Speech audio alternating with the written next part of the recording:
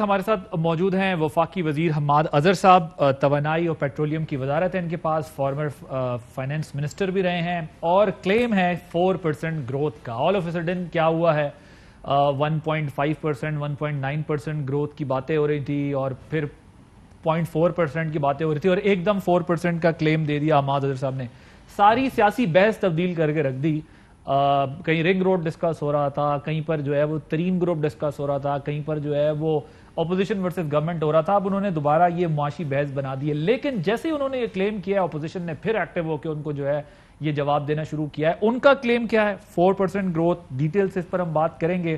Different sector, agriculture sector کو کہا ہے کہ یہاں پر ہماری گروتھ اچھی ہوئی ہے، انڈسٹری کو کہا ہے ہماری گروتھ اچھی ہوئی ہے، ریمیٹنسز کا حوالہ دیا ہے، ایکسپورٹس کا حوالہ دیا ہے. سو ان تمام چیزوں پر ہم حماد اظہر صاحب سے بات کریں گے، لیکن ساتھ میں پھر جو اپوزیشن کا کلیم ہے اس پر بھی بات کریں گے. پہلے تو حماد اظہر صاحب یہ بتائیے گا، thank you very much for joining اس، یہ بتائیے گا یہ ایک دم کہاں سے 4% گروتھ ہو گئی ہے، مطلب اچانک کیسے ہوا؟ دیکھیں ایک دم تو یہ نہیں ہوا.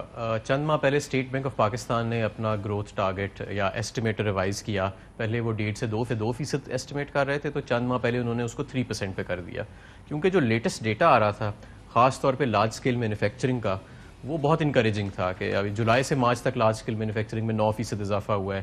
جنوری میں ہماری انڈیکس تھی 175، جو پاکستان کی تاریخ کی سب سے ہائیسٹ انڈیکس تھی. پھر ہمیں ویٹ کا بمپر کراپ ملا، شوگر کین کا پچھلے سال سے زیادہ کراپ ہے، میز اور رائس میں پروڈکشن بہت ہمیں اچھی ملی. کنسٹرکشن جو ہے، housing and construction because of our construction package, اس میں 8.5% گروتھ آ رہی ہے.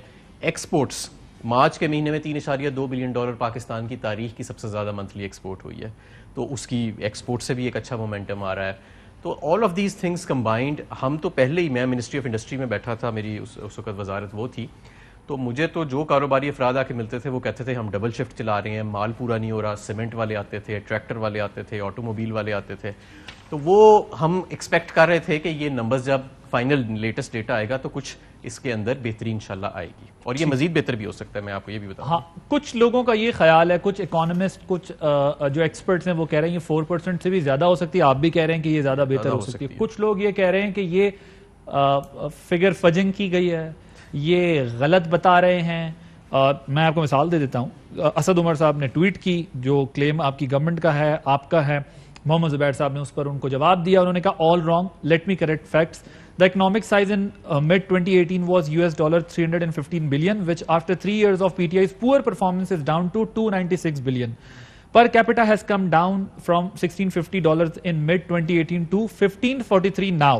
Given its past, numbers given by government are not to be believed. وہ تو کہتے ہیں آپ کا سائز ہی جو ہے وہ کم ہوا. پہلی بات تو یہ ہے کہ یہ ہمارے نمبر ہیں، یہ ساکھ ڈار کے نمبر نہیں ہیں، ٹھیک ہے.